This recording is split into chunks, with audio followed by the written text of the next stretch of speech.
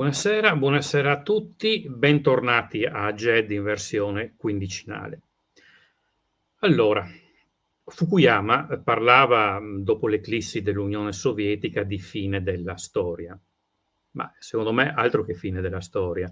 Sembriamo entrati in un'era di barbarizzazione della storia, di accelerazione della storia, di storia caotica, almeno apparentemente, dove tutti i pesi e contrappesi messi su faticosamente nel corso della storia, passando per il modello di Stato westfaliano, ad esempio, sembrano saltati.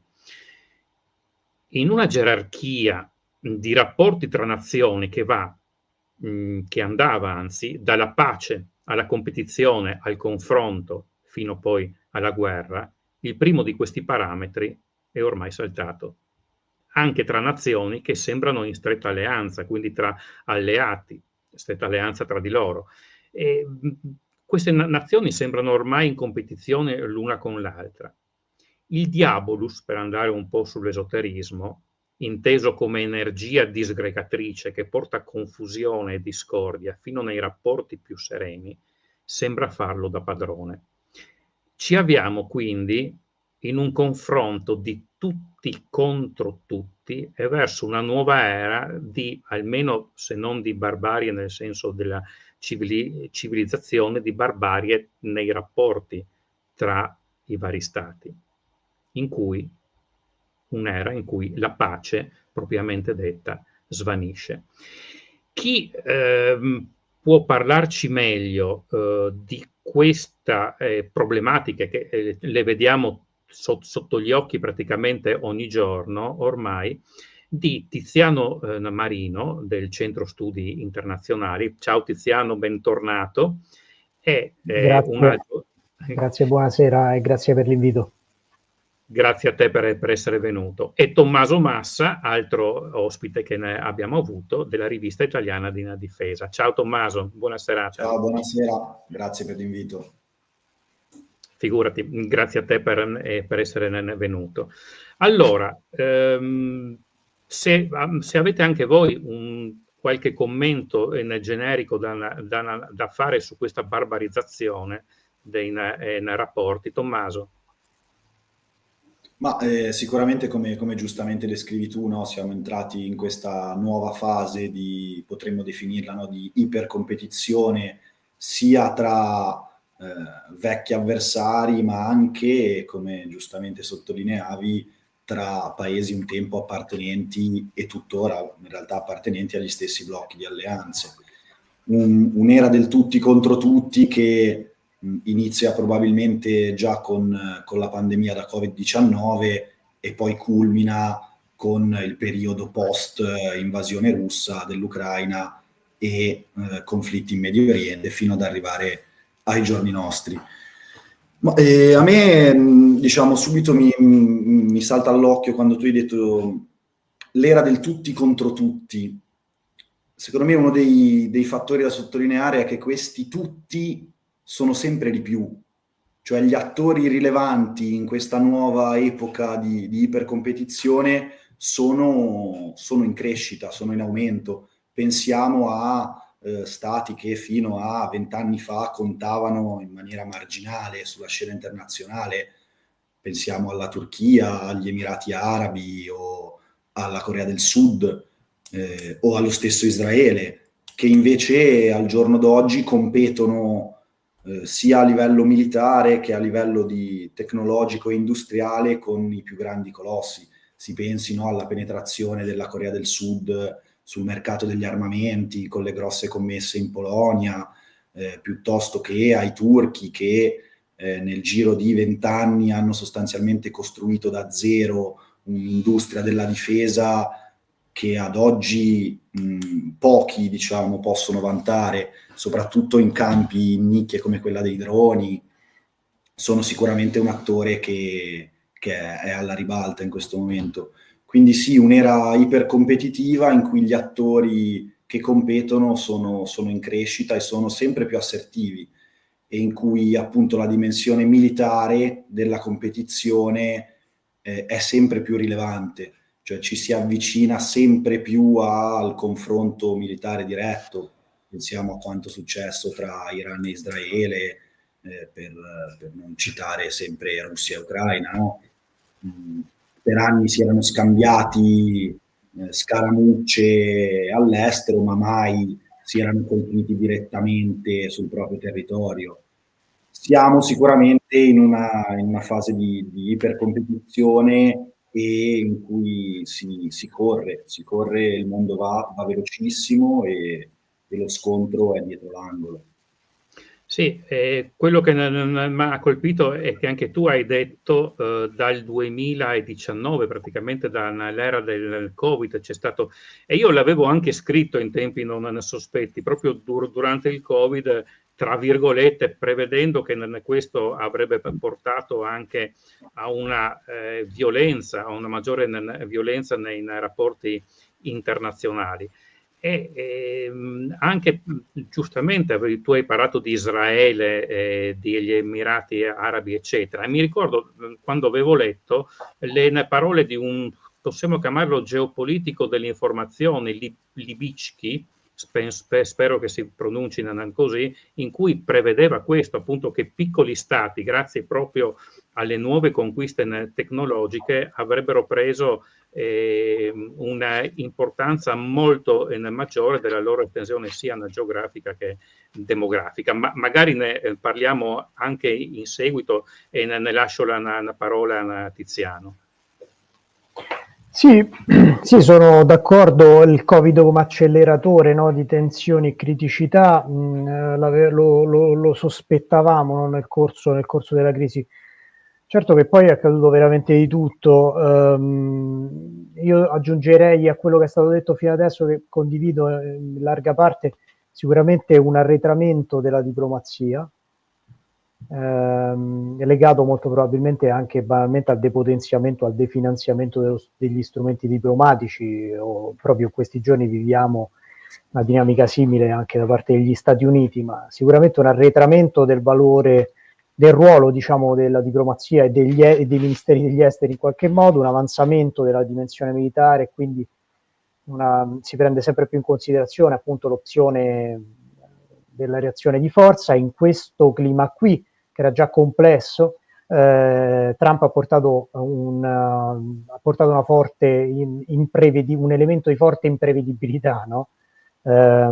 Perché se parliamo degli obiettivi della nuova amministrazione americana, possiamo essere chiaramente d'accordo sul fatto che ovviamente il presidente statunitense persegue in questa fase, no, un rafforzamento dell'economia nazionale, come è ovvio che sia, un rafforzamento della posizione del paese. Il modo in cui il presidente statunitense sta portando avanti tutto questo crea fratture, crea problematiche anche all'interno dei suoi alleati. Io penso principalmente all'area che seguo, come l'Asia. Ecco, chiudo dicendo che in questa fase qui la Cina, la Repubblica Popolare Cinese, appare come uno straordinario elemento quasi di stabilità. Si rifà più volte al diritto internazionale. In realtà questa capacità che emerge è solo, se vogliamo, solo tra virgolette, segno del fatto che la diplomazia cinese ancora sa comprendere i momenti storici e sa sfruttarli, come ha sempre fatto, almeno dalla fine della seconda guerra mondiale in poi, quando ha superato, insomma, le criticità strutturali del paese, ha cercato sempre di, compresa la situazione, di portare avanti strategie spesso dirompenti. La retorica cinese negli anni di Mao era completamente diversa, ma perché la situazione richiedeva, diciamo, anche una postura di tipo diverso. In questa fase qui c'è una piena comprensione di quello che sta avvenendo a livello internazionale. La Cina vede uno spazio, ci si inserisce, vede che gli Stati Uniti non sono più, per alcuni paesi, o almeno dal punto di vista dell'immagine, non si pongono più come punto di riferimento, paese di riferimento per la protezione del diritto internazionale e via dicendo, o quantomeno si aprono spazi di contraddizioni nelle quali la Cina si inserisce pienamente, con grande sapienza, prendendo posizioni che poi magari è pronta a smentire tra un paio d'anni senza particolari problemi. Però in questa fase qui, se la seguiamo, se seguiamo le dichiarazioni, sono, ma da diverso tempo, da mesi se non anni, sono quasi sempre dichiarazioni distensive, dichiarazioni che chiamano alla cooperazione contro lo scontro e la competizione.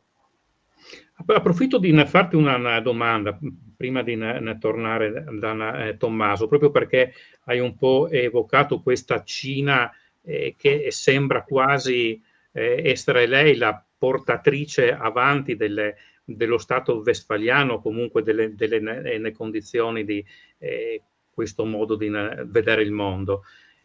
Qualcuno fa il parallelo tra quello che è accaduto nel Pacifico nel 1941 e oggi, perché appunto il Giappone aveva dichiarato guerra, anzi non l'aveva dichiarata per un pelo, per qualche minuto, agli Stati Uniti prima dell'attacco di Pearl Harbor, proprio perché si sentiva soffocato dalle condizioni e dal blocco sia del commercio della gomma che del petrolio che gli Stati Uniti stavano facendo al Giappone per via appunto anche dell'avventura in Cina e della conquista della Cina.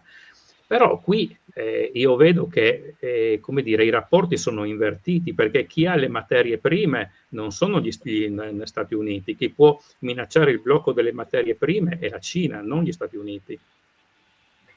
Questo colgo l'occasione, no, di questa tua domanda, insomma, per sottolineare una cosa della quale abbiamo parlato anche in istituto nei giorni scorsi, ossia di fronte a questo scontro commerciale, a questa guerra commerciale, ormai è una guerra piena, no? Chi ha l'escalation dominance in qualche modo? Cioè chi può effettivamente, chi ha il coltello dalla parte del manico, se la vogliamo dire in maniera più, no? Perché oggettivamente la Cina controlla buona parte delle materie prime, ma soprattutto la Cina è il paese col surplus commerciale rispetto agli Stati Uniti. E quindi in una guerra commerciale è raro immaginare che vinca il paese in deficit.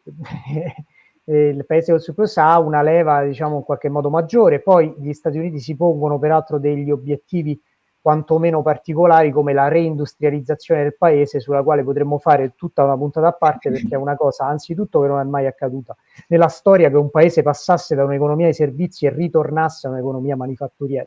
Secondo poi denota, permettetemi di dire in una parola, quasi una scarsa conoscenza del funzionamento del sistema capitalistico che pure gli americani hanno, diciamo, in qualche modo anche inventato, ossia il capitalismo non è fatto solo di soldi, occupazione, ma è fatto per esempio anche di cose come lo status. Io non credo che gli americani vogliano ritornare nelle catene di montaggio, come è ovvio che sia, sempre che queste catene di montaggio esistano, perché gli americani, qualora portassero avanti un'industria, probabilmente sarebbero i primi a farla autonoma e quindi comunque a bassa intensità di lavoro in qualche modo. Però per concludere, citando Westfalia, tu citavi il sistema westfaliano che in Asia è arrivato con qualche secolo di ritardo, no? Almeno Kissinger diceva che non è arrivato nel XVII secolo, ma è arrivato 2 o 3 secoli più tardi. Ecco, in questa situazione che si sta creando, ripeto, sì, adesso la Cina sembra westfaliana, se vogliamo dirla così, sì. A differenza un po' degli altri che stanno rivedendo le loro posizioni. Tuttavia, sempre per vederla dal punto di vista cinese, ripeto, io lo studio, quindi lo condivido spesso volentieri, loro non sono particolarmente agitati, anche perché loro consentitemi di dirla così, cioè loro vedono che noi abbiamo fretta, vedono un'amministrazione americana che in 4 anni si pone degli obiettivi e pensa di raggiungerli. Uno degli ultimi incontri che ho avuto con dei diplomatici cinesi mi hanno detto l'autonomia strategica europea, una cosa che potrete costruire probabilmente nei prossimi 70 anni. Quindi diciamo loro dal loro punto di vista se la prendono piuttosto comoda, non si aspettano grandi stravolgimenti nel breve. Beh, non hanno le elezioni ogni 5 anni, ecco. Tra l'altro. Ecco, Tommaso, però quello che mi colpisce sono anche i toni, cioè la sempre maggiore violenza dei toni verbali e dei modi. Nell'Ottocento certe azioni avrebbero scatenato guerre e per molto meno di quello che ne si è detto. Cioè, sembra quasi che il linguaggio dei social, o meglio il clima di certi social, si rovesci nella politica e nelle relazioni internazionali, visto che comunque alcuni degli uomini che hanno preso il potere lo hanno preso anche grazie ai social, forse per questo, non lo so. E Trump, più che una delle cause di tutto questo, sembra la conseguenza di tale clima. Può Sì, essere così. assolutamente, assolutamente. Donald Trump, no, di questo approccio violento a livello verbale ne fa sostanzialmente una caratteristica distintiva del suo modus operandi, il suo approccio molto transazionale, no? Molto schietto. Gli abbiamo sentito negli ultimi mesi dire tutto e il contrario di tutto, che quello è un altro, secondo me, grande tema, no? Cioè ormai non si sa più se aspettare l'ufficialità, l'uscita di un documento, seguire le dichiarazioni di Trump. Cioè abbiamo visto, a me aveva colpito molto nei giorni in cui il mercato azionario americano fluttuava vertiginosamente, un tweet falso spacciato per un tweet di Bloomberg ha fatto schizzare i titoli in borsa. Cioè viviamo in un'era in cui appunto distinguere, no, la verità dalla post-verità sostanzialmente è diventato difficilissimo, e Trump su questo non aiuta. Cioè, sull'Ucraina si pensi a tutti diciamo le dichiarazioni che sono state fatte, poi ritrattate, non ultima in presenza del premier italiano Giorgia Meloni, in cui ritratta sulle dichiarazioni su Zelensky dicendo che no, non è lui il colpevole dell'invasione. Sicuramente la volatilità delle opinioni pubbliche occidentali nel tempo dei social lo aiuta in questo, perché una dichiarazione fatta oggi, domani non se la ricorda più nessuno, perché una notizia dura, se va bene, 24 ore, poi viene scalzata da qualcosa di più grosso. E lui su questo è anche abile a usarlo a suo favore, secondo me. Poi anche lì dove sta il confine tra appunto una tattica o comunque un approccio negoziale e diplomatico, e invece potremmo dire sì, l'inconsistenza di una visione, di una strategia reale. Si parlava prima, no, di reindustrializzazione degli Stati Uniti, che forse è più cara al suo vicepresidente J.D. Vance che allo stesso Donald Trump. Anche quello è un tema centrale a parer mio. Come diceva giustamente Tiziano, loro pensano di reindustrializzare il paese per dare lavoro a questa, diciamo, quella che è diventata una minoranza, che sono i bianchi del Midwest.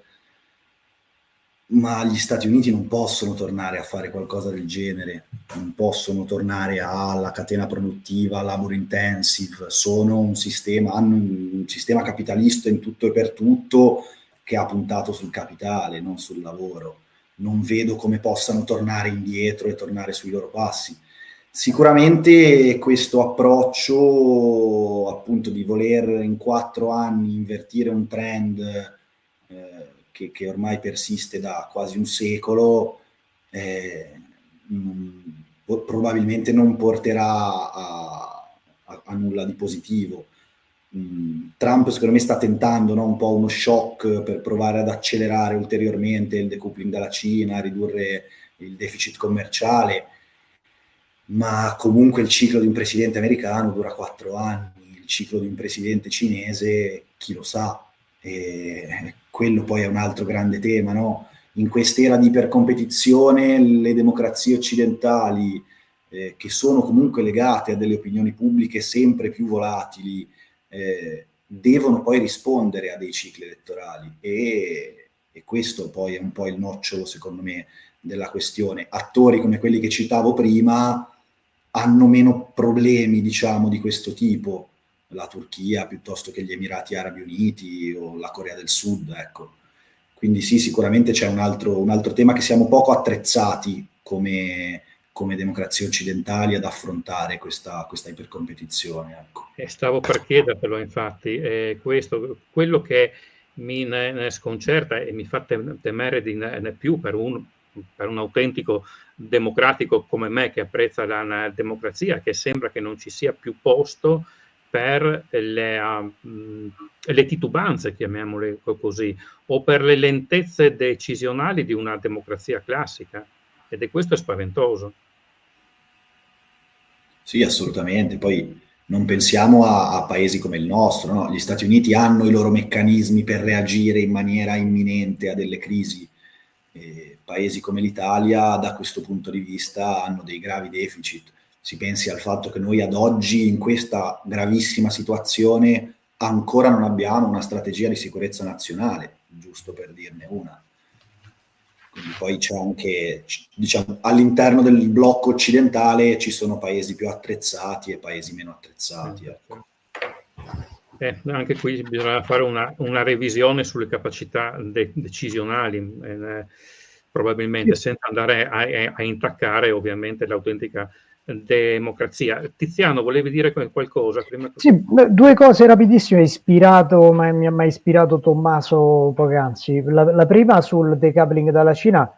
Oggi c'è un articolo interessante di un certo Chris Miller che qualcosa di chip ne sa, insomma, perché ha scritto uno dei testi più importanti degli ultimi anni sul tema, che segnalava mestamente come il decoupling dalla Cina, per esempio, sui chip non funzionerà.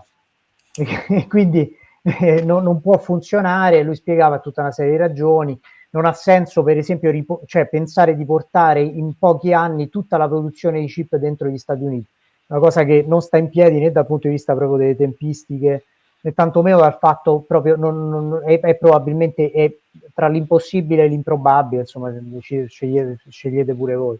No, la seconda cosa che mi ha ispirato, e questo è uno dei temi purtroppo, per cui tipo noi abbiamo sviluppato un'expertise anche enorme su tantissimi campi, però molto spesso nei processi decisionali questa expertise viene un po' lasciata da parte. Questo si lega al secondo punto sul quale mi permetto di intervenire, sempre ispirato da Tommaso, quel tema della strategia di sicurezza nazionale. E qui spezzo anche proprio una lancia a favore appunto sia di questa idea, ma soprattutto di chi fa anche un po' il mestiere nostro. Perché noi abbiamo anche un problema culturale, no? Lasciatemelo dire, dentro questo paese è una cosa che io vivo su base quotidiana, penso da più anni, magari perché sono più vecchio di Tommaso, però penso anche Tommaso viva su base quotidiana, diciamo. Cioè la nostra professione generalmente, quella degli analisti eccetera, viene concepita non viene vista come una professione, cioè veniamo percepiti un po' come gente che ha a che fare con un tema che si può anche affrontare al bar o senza particolari elementi, e questo porta le aziende a non avvalersi di nessun sistema di questo tipo, né le aziende né la politica. Cioè l'esperto non serve quasi mai, ogni tanto viene chiamato, sì, magari in audizione, non so come dire, ma non viene per esempio interpellato sullo sviluppo di una strategia. O anche per sapere cosa effettivamente stia avvenendo da una parte o dall'altra, avendo un quadro neutrale della situazione, non un quadro da attivisti, diciamo un quadro dal punto di vista politico. E questo secondo me è uno dei problemi principali dei quali soffre per esempio un paese come il nostro, soprattutto, e ne soffrirà sempre di più, ma ripeto, questa volta non faccio un discorso diciamo di categoria, ma ne soffrirà sempre di più per ragioni banali, visto che il nostro paese per dimensione, per capacità e per risorse sarà comunque costretto ad adattare la propria strategia all'andamento, no, generale del contesto internazionale che non sarà in grado di modellare da solo. Serve un certo grado, diciamo, di competenza per cercare di capire dove stanno andando gli altri, di conoscenza e di competenza, per capire dove stanno andando gli altri, cosa stanno cercando di sviluppare, e in quel momento poi sviluppare e adattare la tua strategia. Ecco, questa è una cosa che agli appassionati, diciamo, di geopolitica in generale, per un appassionato di geopolitica in generale, uno che non fa questo di professione, è difficile fare. Ce ne accorgeremo forse un giorno, ma sarà troppo tardi, è troppo difficile, serve expertise, cioè serve gente che fa questo di mestiere, non so come dire. Sì, Tiziano, per dire, durante l'era del Covid c'erano 50 milioni di virologi per cui il virologo non ne serviva più, eravamo tutti virologi in Italia, e qui a questo punto l'analista non ne serve più perché ci sono 50 milioni di analisti in Italia. Esatto, questo è il vecchio ragionamento per cui fondamentalmente siamo tutti allenatori della nazionale, eccetera, eccetera. In realtà va benissimo il dibattito pubblico, no? Televisivo, ovviamente, il confronto delle idee, eccetera.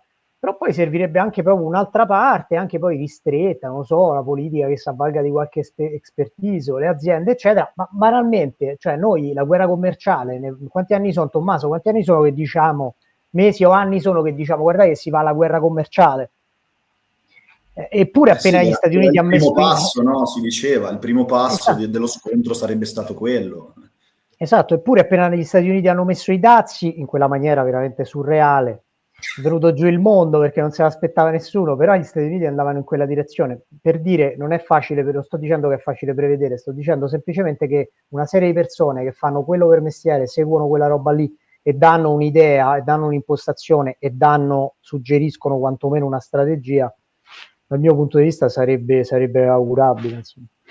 Sì, poi se posso aggiungere, è un problema duplice, no? Da un lato non ci si avvale di queste expertise a livello alto e a livello politico e decisionale, dall'altro non ci si avvale di questo neanche a livello più basso di dibattito pubblico, talk show televisivi, gli stessi quotidiani, cioè in un'era come questa che non vengano chiamati poi gli esperti appunto a portare una visione, un'analisi empirica e obiettiva di determinate situazioni è se non altro preoccupante. Sì, uno che appunto non è addentro in questo comunque sarebbe costretto a leggere qualcosa di tematico, una rivista nella tematica per capirci qualcosa, perché a parte rare eccezioni, le spiegazioni e le analisi che ne vengono fatte sui maggiori quotidiani, forse è meglio che non mi esprima, ecco, su come vengono fatte. Faccio un piccolo intermezzo, perché di solito diciamo che le domande le lasciamo alla fine e poi manca il tempo per farvele e porvele. Ce ne sono parecchie, quindi ne sceglierò 3, perché altrimenti appunto non riusciamo poi ad andare avanti. Questa è una domanda per tutti e due, in realtà. Fra Medio Oriente, fronte Sahel e Mar Cinese meridionale, quale fronte potrebbe esplodere prima? Vado io? Sì, chi ne vuole?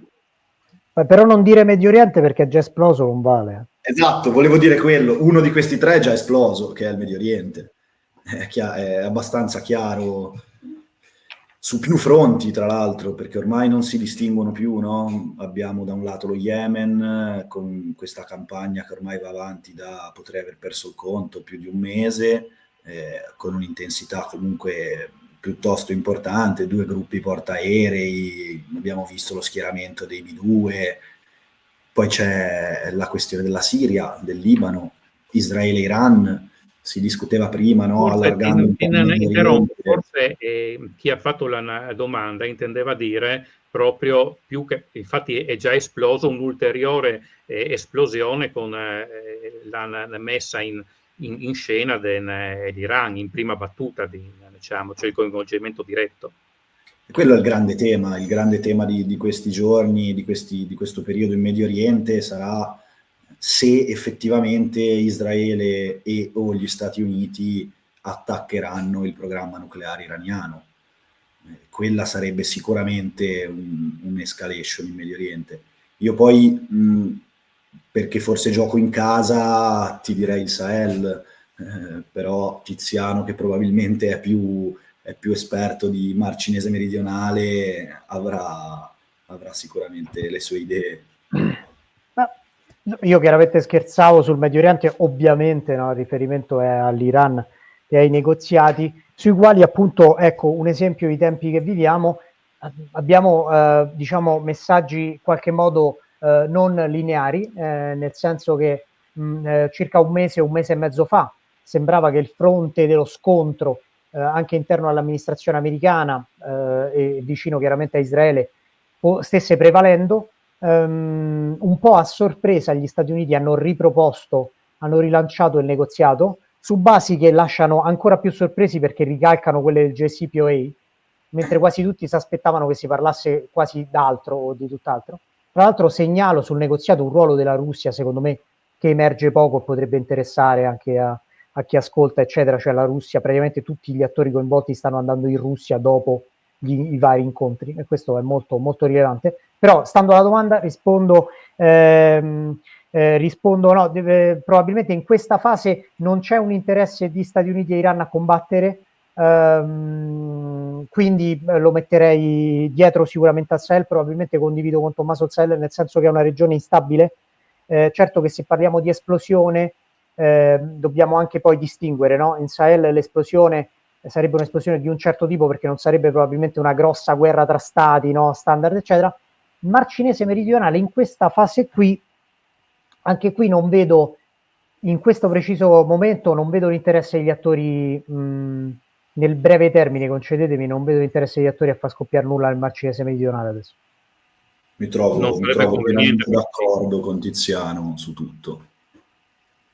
Sì, secondo me non è proprio per via di come stanno andando gli Stati Uniti in questo momento, non sarebbe conveniente alla Cina passare, perdonatemi i termini, dal buono e mite al cattivo. Quindi... No, se posso su questo, quando la Cina ha attaccato il Vietnam, giusto? Percepiva una minaccia di accerchiamento, una minaccia da parte dell'Unione Sovietica, una minaccia di accerchiamento.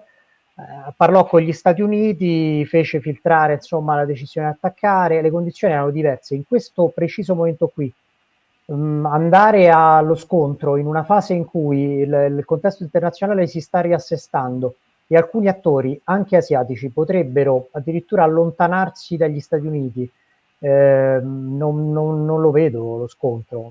Tra l'altro la crisi economica tanto sbandierata cinese ancora non è entrata in una fase, volessimo dire crescita al 5%, nemmeno esiste se stessimo sugli standard nostri, però diciamo non è entrata quantomeno in fase critica e non... Il regime di per sé non soffre. Non vedo in questo momento sinceramente cosa potrebbe portare di positivo la decisione di o quale minaccia potrebbe allontanare la decisione e scatenare un confronto in questo momento. Ok, un'altra domanda, perché ne parlavamo proprio prima di incominciare la trasmissione, sembra fatta apposta. L'attentato in India porterà a una severa escalation fra India e Pakistan? Ne avevamo parlato... Questa rispondo io, mi sa. Sì. No, oggi la seguivamo insomma con l'istituto questi ultimi 2 giorni. Brevemente, così lasciamo spazio anche a altre domande e curiosità. Sì, probabilmente allora le tensioni sono ai massimi da qualche anno a questa parte. Quindi la tregua firmata nel 2001 lungo il confine è a rischio, a serio rischio. L'India è in una posizione di forza rispetto al Pakistan, non si aspettava un attacco di questa portata, ha portato avanti campagne di normalizzazione antiterrorismo molto a lungo. Ricordiamoci che addirittura ha fatto una tappa del G20 in Kashmir per dimostrare al mondo che era ormai terra pacificata. Gli ha tolto nel 2019 l'autonomia e l'indipendenza. Il Pakistan viene ritenuto responsabile direttamente dell'attacco che è avvenuto. Sappiamo che il Pakistan storicamente ha utilizzato, diciamo, questa un po' come tattica, ha utilizzato anche i gruppi, ha sponsorizzato in qualche modo e supportato i gruppi attivi nel Kashmir. L'India ha fatto anche poi spesso cose simili in altre parti della regione. In questo caso qui l'India ha creato questo link diretto, quindi ha preso questo attacco come un attacco da parte del Pakistan.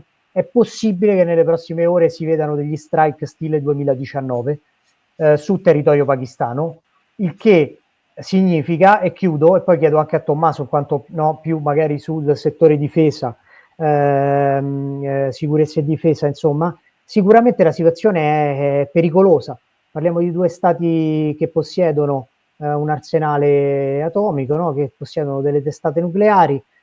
di due attori che comunque non sono in stato di sostanziale guerra, scontro permanente ininterrottamente da quasi 70 anni. Uno scontro anche degli strike mirati come quelli nel 2019, dicevo, sono pericolosi. Nel 2019 i pakistani colpirono un aereo indiano, ci fu un sequestro di un pilota, insomma gli scontri e gli incidenti sono dietro l'angolo. E sono due potenze nucleari. Esatto. Tommaso.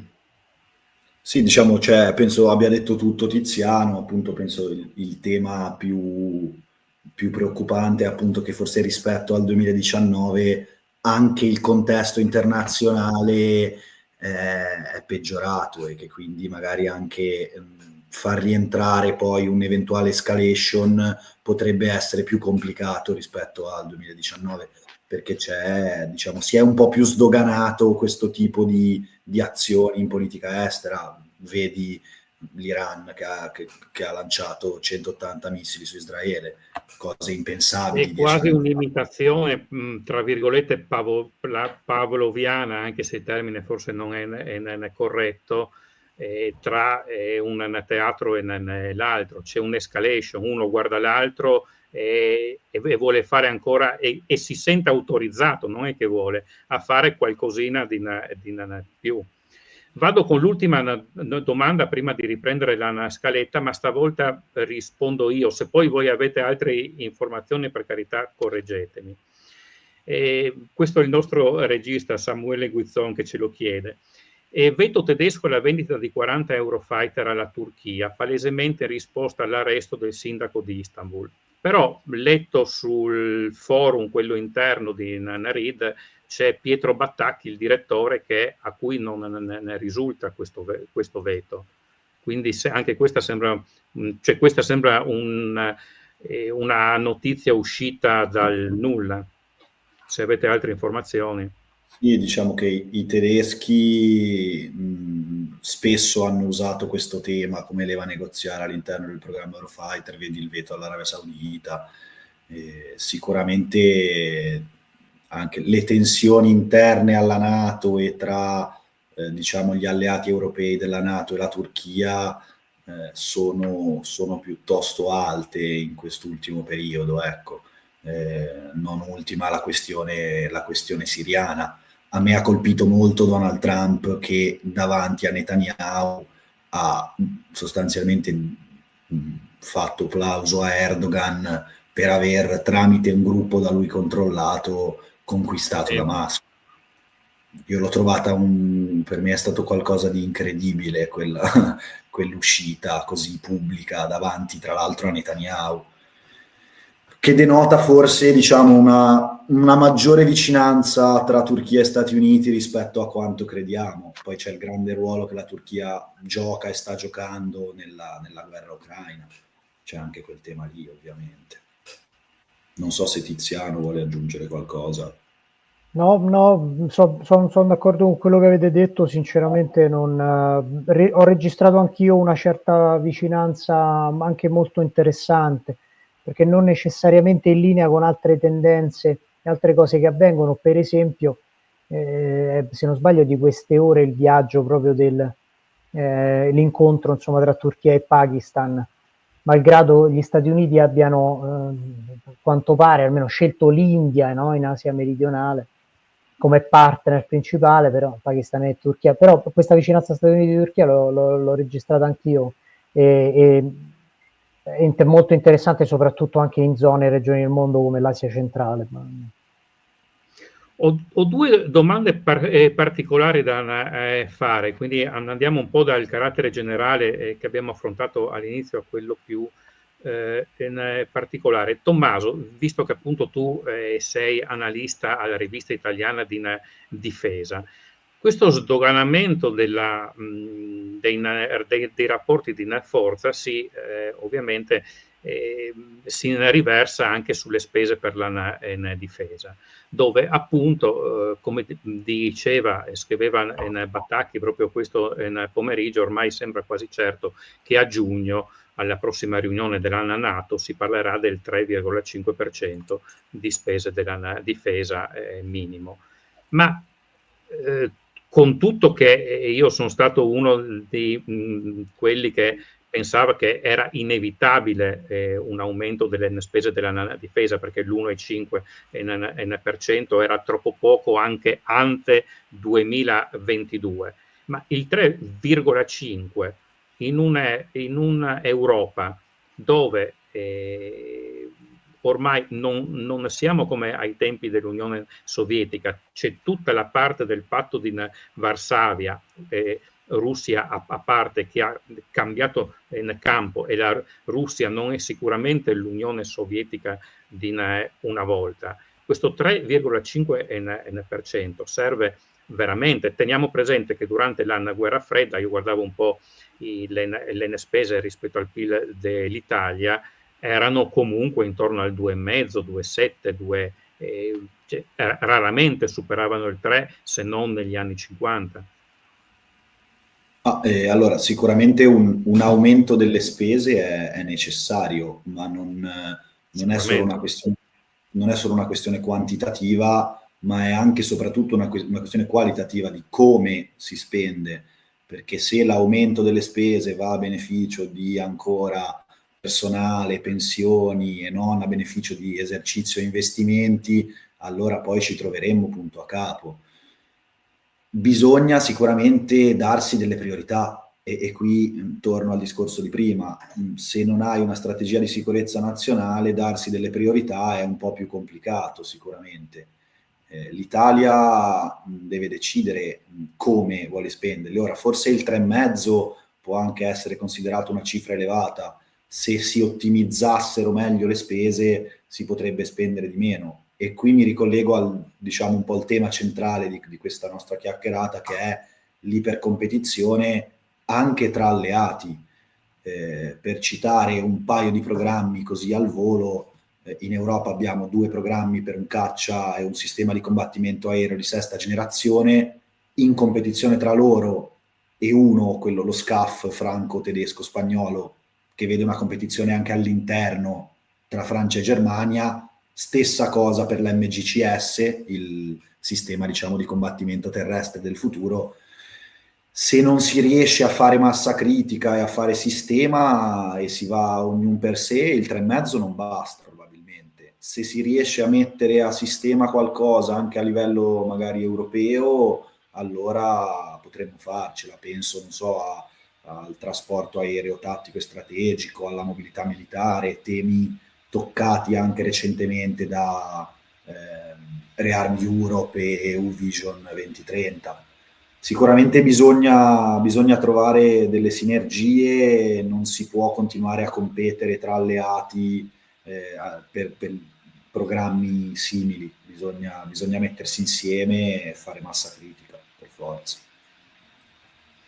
Certo, anche perché vediamo la notizia di questi giorni, anzi in queste ore, degli attriti proprio tra Francia e Germania per l'acquisto delle fregate FREMM usate da una parte dell'Italia, piuttosto che l'acquisto delle FDI francesi. Quindi c'è una rivalità anche da questo punto di vista. Lasciamo perdere tutto quello che è successo tra francesi e italiani in Libia, che è forse ben più importante. Per quello noi all'inizio parlavamo proprio che la parola pace è sparita anche tra gli stessi alleati. Bene, nel frattempo mi sono dimenticato della domanda che dovevo fare a Tiziano, spero che mi torni in mente con l'andare della trasmissione. Torniamo magari alle domande più in generale che ne volevo fare. Cioè che ne parlavamo anche prima, che quello che si è avviato dopo il Covid sembra però anche il tentativo, non forse da parte della Cina ma di altri attori come la Russia, di cambiare l'ordine internazionale, e cioè quell'ordine internazionale basato sulle regole, che spesso anche comunque quelli che avevano prodotto tali regole loro stessi hanno violato, come Iraq 2 per essere chiari. E quindi quell'ordine è cornice di relazioni sorto con l'avvento appunto di quello Stato westfaliano che abbiamo parlato prima. sembra che quel mondo che è stato descritto dalla geopolitica classica stia svanendo. E se va avanti così non ci sarà nessun ordine da ribaltare, ma solo un caos da riordinare. Tiziano.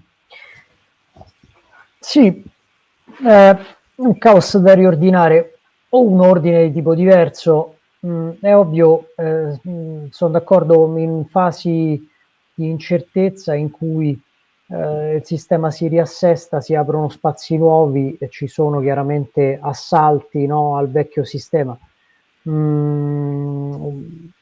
Diciamo che il sistema basato, se vogliamo, sulle regole ha mostrato tutti i suoi limiti, fin troppi, problemi, diciamo, proprio anche di doppio standard, eccetera, eccetera, che l'hanno reso a un certo punto difficile da sostenere dal punto di vista delle narrative, perché poi il sistema prima lo crei, poi lo supporti con delle narrative, no? Che devi promuovere. Le due cose devono andare in qualche modo di pari passo, però nel momento in cui non rispetti più le regole che ti sei dato, creare narrative efficaci e vincenti diventa sempre più difficile. Se ci sommiamo gli elementi devastanti della disinformazione che arriva veramente da quasi ogni angolo del mondo, nella quale cioè i social sono veramente un mondo incredibile su questo, è anche difficile individuare un singolo paese o un attore di un singolo paese, cioè gli elementi di disinformazione sono devastanti, sono enormi. Se sommiamo tutto questo, ecco qui che ci troviamo in una fase chiaramente in cui si sta riscrivendo tutto. Caos da governare, no, secondo me poi è probabile che troveremo un nuovo ordine. Le fasi come questa creano chiaramente turbamento, però potremmo comunque trovare un nuovo ordine. Detto ciò, in fasi come queste però può avvenire quasi ogni cosa. E questo che non ci fa annoiare poi ogni giorno a me e a Tommaso, giusto? Tommaso. Sì, no, assolutamente sono d'accordo su questo con Tiziano. Penso anche che appunto chi in parte questa situazione l'ha iniziata, ovvero la Russia con l'invasione dell'Ucraina, avesse poi come fine quello di rinegoziare un nuovo ordine, un nuovo sistema di regole. Quindi sì, io anche diciamo, penso sia una fase comunque complicata, ma che potrebbe portarci poi a un nuovo sistema e una nuova stabilità. Sicuramente il vecchio sistema che conoscevamo non esiste più, cioè l'unipolarismo americano, l'egemonia americana è chiaramente da quel punto di vista finita. Su questo secondo me non ci sono grossi dubbi, ecco. Bisogna appunto vedere dove ci porterà questa fase di crisi e di ipercompetizione e se saremo in grado di governarla. Noi probabilmente, come si diceva prima, non avremo modo di modellare più di tanto questo nuovo ordine, dobbiamo sicuramente attrezzarci per poterlo affrontare poi al meglio, ecco. Quello che io vedo, Tiziano, e poi lo chiedo anche a te, Tommaso, è che anche se era stato più teorico che nel pratico è realizzato, è anche la fine del multilateralismo e l'inizio di un nuovo, l'inizio, non è solo l'inizio, diciamo l'inizio ufficiale di un multipolarismo. Sì, sì, questo sicuramente no, lo diceva Tommaso all'inizio, sono tanti adesso gli attori che possono determinare, no, dinamiche e aspetti. Questo, se vogliamo, anche il risultato, no, banalmente del processo di globalizzazione economica. Adesso abbiamo attori in Asia che sono fondamentali nella supply chain dei chip, ai quali non pensavamo in questi termini prima. Quindi sì, sicuramente un multipolarismo. Posso però dire una cosa, sempre ispirato da quanto detto poc'anzi, il fatto che noi non abbiamo la possibilità probabilmente di modellare il prossimo sistema non è una cosa necessariamente negativa. Altri avranno la responsabilità di modellarlo, tu puoi anche giocare di rimessa. L'aspetto importante è capire dove sta andando il mondo, però lo devi capire realmente, non devi né agire seguendo le tue speranze,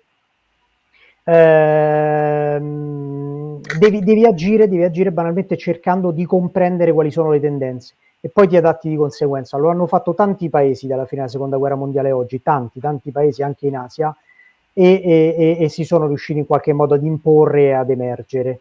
Serve semplicemente, diciamo, ripeto, un po' d'attenzione, capire dove stanno andando i trend e poi reinserirsi. Se posso una parola su quanto detto prima una battuta, 3,5% in spese da difesa ci aiuterà la recessione, no? Saranno meno soldi perché il PIL si contrarrà. No, a parte la battuta, se li mettiamo in ricerca e sviluppo, che però non deve essere un modo di dire, è proprio la ricerca e sviluppo, cioè i poli di ricerca con dentro delle persone che lavorano con dei contratti, cioè questo che sia chiaro, non so come dire, perché molto spesso viene detto ricerca e sviluppo, la gente non immagina magari che, no, è proprio un luogo dove, dove si fa ricerca e si sviluppano le cose. Quello è un driver per la crescita, e visto che noi non cresciamo più, addirittura potremmo ricominciare a crescere, se si mette, diciamo, in quei termini. Uno dei fattori che danno un maggior ritorno sul PIL dopo quello della difesa, ci sono vari calcoli, dal 2,4 al 3,5, cioè per ogni euro speso ritornano in PIL tra i 2,4 e i 3,5 euro. L'altro fattore, anzi l'unico che forse ha una resa migliore è proprio l'aerospazio, nel spazio, che ne superiamo il N4. Io penso, correggetemi se ne sbaglio, che è tutta una questione di equilibri. Si arriverà a un punto di spese della difesa sul PIL in cui maggiori investimenti cominceranno a rendere sempre meno, perché ovviamente siamo riusciti a performare fino a un certo punto e poi le spese supereranno gli investimenti. Quello sarà il momento di investire su qualcosa d'altro. Però come dire, tra virgolette, nel politico, permettetemi anche una considerazione. Forse noi siamo in questa era di barbarie a livello internazionale e di ignoranza a livello internazionale, forse perché abbiamo sfruttato meno, abbiamo speso meno in uno dei motivi maggiori di crescita per uno Stato, che è l'istruzione dei propri cittadini. Cioè il nostro sistema scolastico rispetto a una volta forse non è più performante come una volta, cioè usciamo o escono persone meno preparate di una volta, non da un punto di vista professionale, ma culturalmente. Può essere uno dei fattori, secondo voi? Sicuramente è un altro dei grandi temi che è direttamente collegato poi, no, a quello. Se manca una solida base, una solida istruzione anche a questi temi qua, se manca appunto una cultura della difesa in Italia, poi diventa difficile sia riuscire a farli questi investimenti, ma soprattutto una volta fatti anche a farli rendere.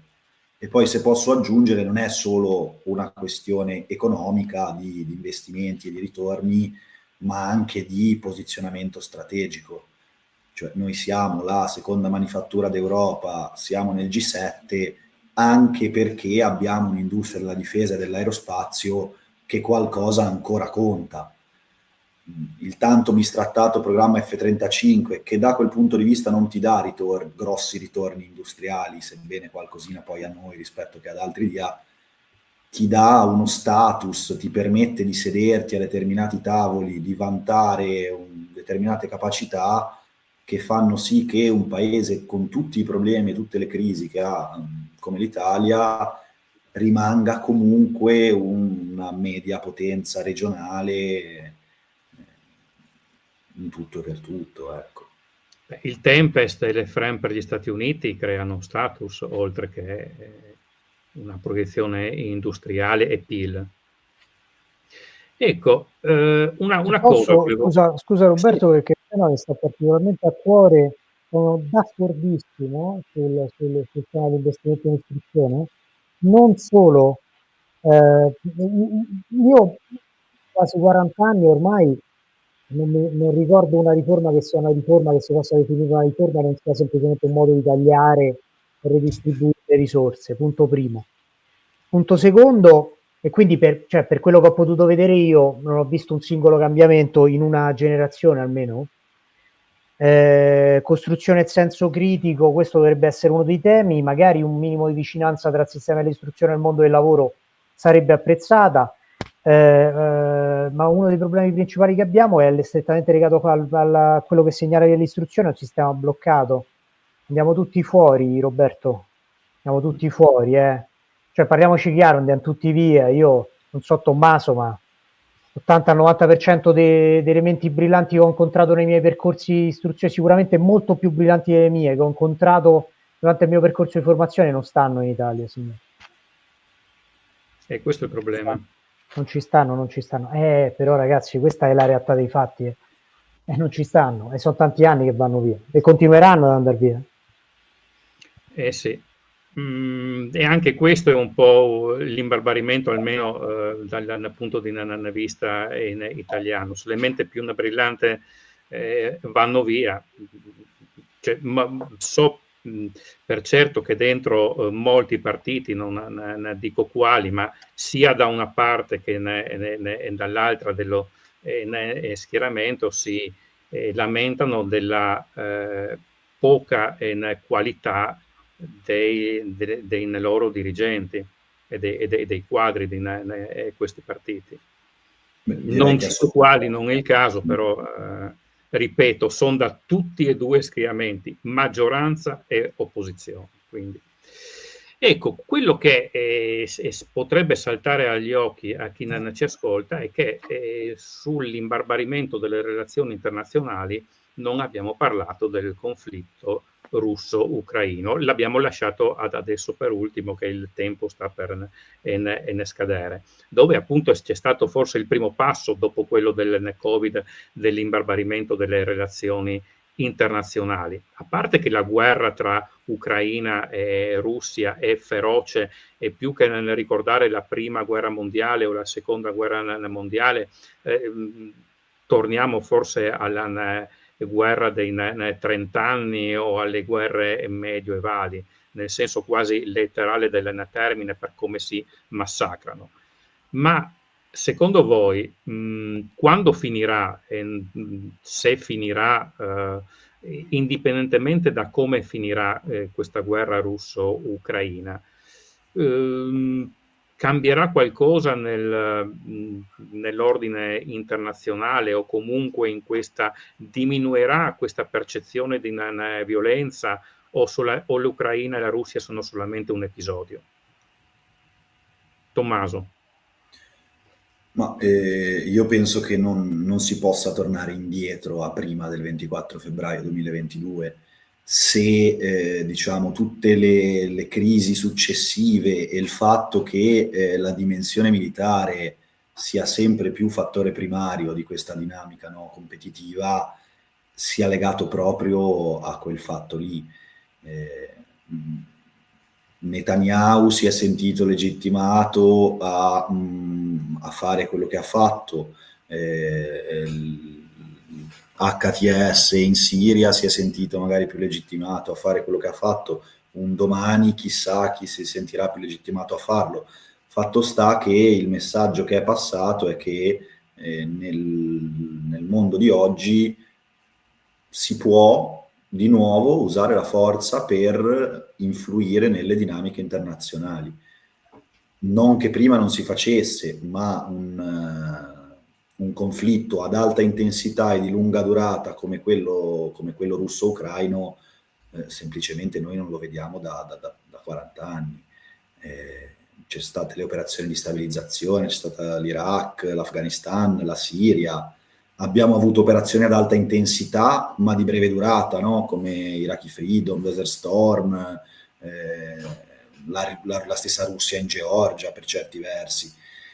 Una cosa come questo conflitto qua semplicemente pensavamo fosse relegata al passato, e ora che è tornata è difficile nasconderla sotto il tappeto, ecco. Questo è un po' come la penso su questo tema. Tiziano. Sì, no, sono d'accordissimo, brevissimo, sono d'accordo, non si torna indietro, non si può tornare indietro, le cose sono già cambiate, da quel febbraio del 2022 sono già cambiate, e quello che vediamo oggi è il risultato anche e soprattutto di quell'evento lì.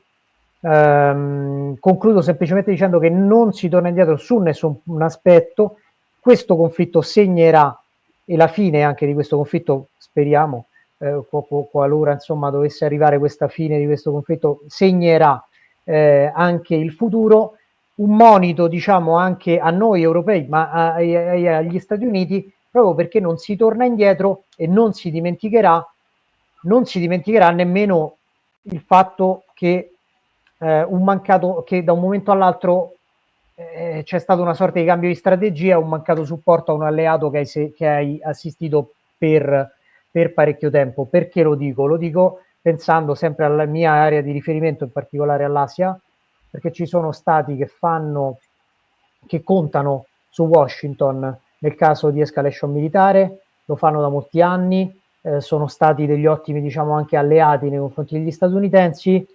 Questi stati hanno paura, quando vedono l'atteggiamento dell'amministrazione nei confronti di Zelensky, questi stati hanno paura e è difficile fargli capire che quello è solo un evento. Quando gli alleati si affidano a te, mollarli o scaricarli, tra l'altro in maniera piuttosto brutale, possiamo dire, no? Con un eufemismo, comunque è un dato che segna anche i tuoi alleati e la loro e la percezione che hanno di te.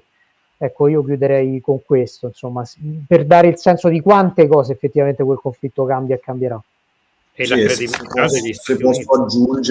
Se posso aggiungere, e questo non fa altro che alimentare ulteriormente questa dinamica ipercompetitiva, perché l'alleato spaventato sa che non può più contare sul principale sponsor che aveva e quindi dovrà riarmarsi, dovrà tessere nuove alleanze e non farà altro che aumentare la competizione. Con una spirale negativa che spaventa. Mi è venuta in mente la domanda che ti volevo fare adesso in conclusione, che però in mezzo a questo caos sembrano comunque riallacciarsi dei rapporti che prima non che fossero impensabili, ma non previsti.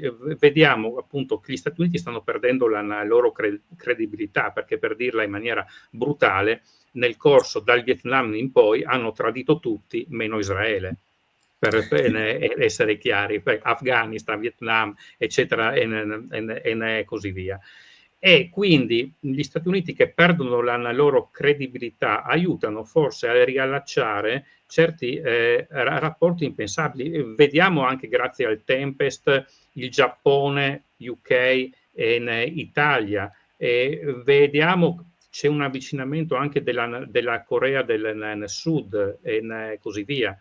Quindi sembra che comunque si stia riemergendo anche nel campo occidentale delle nuove forme di alleanza.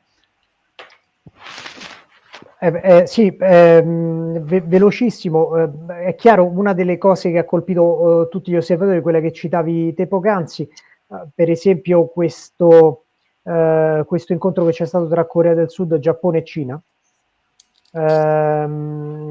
che hanno parlato di possibili soluzioni contro le politiche protezionistiche statunitensi. In realtà, se vogliamo, è anche una sorta di novità della storia, perché non lo cita mai nessuno, però la vicinanza tra Russia e Cina. Se leggete Cina di Kissinger, cioè vedete che arrivate a 3/4 di libro che l'Unione Sovietica e Mosca e Pechino si odiano come non mai. No, è ovvio, si stanno creando, ecco, il tema io la metterei in questi termini. Si creano degli spazi, no? Ci sono dei movimenti strani. Ieri, se non sbaglio, partnership strategica Azerbaijan-Cina, poi nello stesso momento l'India andava in Arabia Saudita. Ecco, con questa doppia immagine io direi, la chiudo così, cioè è un momento in cui tutti si stanno muovendo in maniera anche piuttosto rapida e concitata, per cercare di chiudere le falle, sfruttare le opportunità, correre più veloce dei loro avversari o dei loro nemici, cercare di servire l'interesse nazionale al meglio. E la chiudo appunto con questa cosa che abbiamo detto più volte nel corso della puntata, ragion per cui, ecco, magari sarebbe il momento di ragionare sull'interesse nazionale, no? Con decisione, non che le istituzioni italiane non lo facciano o non l'abbiano mai fatto, ovviamente lo fanno, però questo è il tema del momento. L'interesse nazionale è come servirlo, perché si aprono spazi, si aprono opportunità e se ne chiudono altre, bisogna correre, come stanno facendo un po' tutti. Ecco, era questo anche la seconda parte della domanda che ti volevo fare alla fine, proprio riguardo all'Italia. C'è una presa di contatto anche con Trump, perché è lo stesso Trump ad annunciarlo, di una via praticamente chiamata del cotone, che dovrebbe passare dall'India per arrivare all'Italia, pare proprio a Trieste, cosa che mi farebbe immensamente piacere, visto che sono in triestino, per poi essere avviata verso gli Stati Uniti.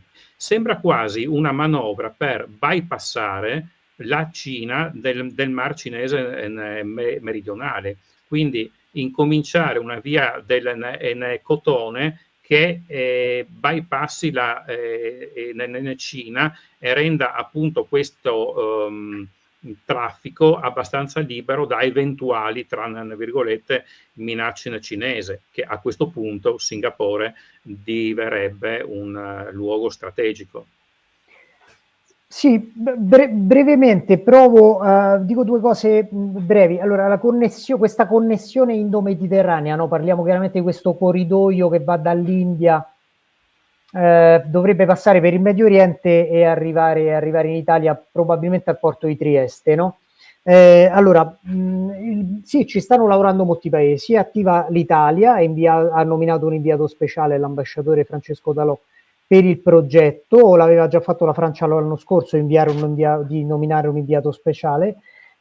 Questo sì, sicuramente c'è la Cina come sottofondo di questo discorso qui, ma se posso, in termini leggermente diversi rispetto a quelli che hai evidenziato, ossia la partita è sul decoupling dalla Cina economico e quindi sul rimpiazzare la Cina come potenza manifatturiera con l'India. E questa frase che sto dicendo adesso dovrebbe dare la misura a tutti voi di quanto questo progetto è un progetto del quale parliamo, ma che è un progetto che possiamo pensare solo nel lungo periodo, perché oggi l'India non può sostituire la Cina dal punto di vista manifatturiero, ha bisogno di tempo e questa cosa della trasformazione con potenza manifatturiera è tutto fuorché scontata, perché vi ricordate quello che abbiamo detto prima sugli Stati Uniti? L'India è diventata una potenza in termini di servizi prima di diventarlo in termini manifatturieri e non è scontato il fatto che la manifattura indiana riuscirà in qualche modo a crescere, ad imporsi e che il paese possa diventare potenza manifatturiera e per di più sostituire la Cina, ragion per cui l'India ha bisogno di aiuto, di supporto, ha bisogno di capitali del Golfo e ha bisogno sicuramente di tecnologia occidentale. Sarà fondamentale il supporto che daremo all'India. Chiudo semplicemente dicendo che il corridoio per il momento è una forma di diversificazione delle rotte commerciali, perché in realtà prevede un passaggio via terra per la penisola arabica, Giordania, Israele, porto di Haifa e arriva in Italia. Questa tratta qui è ovviamente bloccata dal conflitto prolungatissimo che c'è in Medio Oriente e segnalo che l'andamento dei negoziati India, Iran, Stati Uniti segnerà anche in qualche modo il futuro di questo progetto qui. Secondo me, poi lascio le conclusioni a Tommaso, per una reindustrializzazione anche di manifattura pesante, eccetera, forse c'è un unico modo che Trump non considererebbe mai, una immigrazione molto accentuata e di qualità, perché è l'unico modo per forse reindustrializzare una nazione. Ma potrebbe essere una soluzione, non vedo come l'attuale amministrazione possa anche solo lontanamente pensarlo. E come giustamente segnalava Tiziano, qualunque progetto, diciamo, est-ovest passante per il Medio Oriente ha bisogno di un Medio Oriente stabile che ad oggi non c'è e non si intravede forse neanche. Anzi. Ecco, io vi lascio un ultimo breve un commento finale a tutti e due. Tommaso? Ma appunto direi che si sono toccati tanti temi, sicuramente una questione molto rilevante. Io personalmente trovo molto interessante anche appunto la competizione all'interno, no? Tra gli alleati, ma anche all'interno dello stesso Stato, tra nuovi attori. Non abbiamo citato, no, il tema di queste nuove aziende, dei privati che entrano in settori storicamente appannaggio di poche aziende legate al comparto militare industriale americano.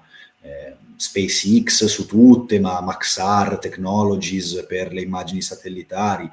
Cioè, diciamo, è un tema che può partire dalla competizione tra grandi potenze e arrivare alla competizione all'interno di uno stesso Stato tra settori tecnologico-industriali. E ti viene in mente Blade Runner, ma così. Quello era un grande romanziere, in effetti, Philip Dick, e non solo per quello. Tiziano. Io chiudo semplicemente citando una cosa che menzionavo prima e passo per l'Italia e per il corridoio di cui parlavamo poc'anzi. Questa fase complessa, complicata, ripeto, offre delle opportunità e questo è dimostrato in maniera plastica, se vogliamo, proprio da quanto è avvenuto recentemente tra Italia e India.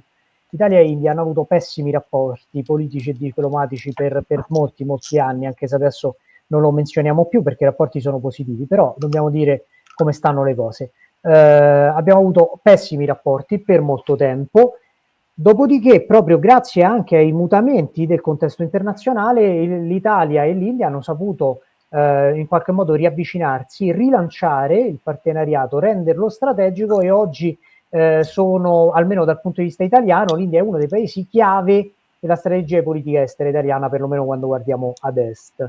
E quindi appunto concluderei con questa nota, segnalando che le fasi come queste possono creare confusione in qualche modo, ma in realtà se studiate attentamente, se seguite attentamente, offrono delle importanti opportunità ai paesi e non solo, a tutti gli stakeholders, anche dentro i paesi istituzionali del nord, però offrono delle opportunità. Bisogna coglierle, bisogna saperle cogliere come ha fatto, ripeto, appunto l'Italia con l'India e se vogliamo anche l'India con l'Italia, mettiamola così, insomma.